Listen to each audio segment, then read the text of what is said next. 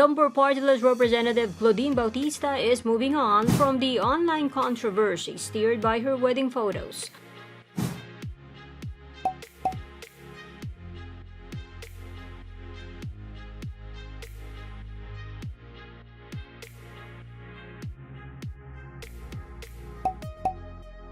Moving on, however, is not a let bygones be bygones for her.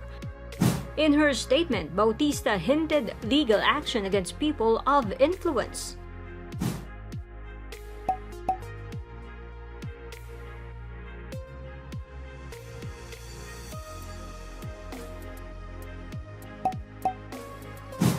Among the celebrities who criticized the lawmaker's wedding were singer-actress Agot,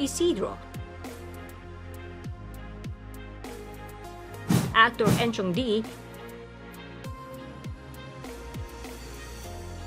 comedian Pokwang,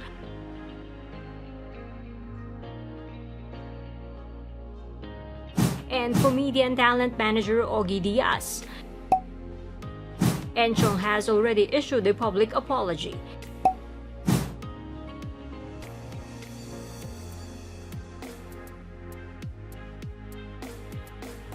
The actor has also deleted the tweet.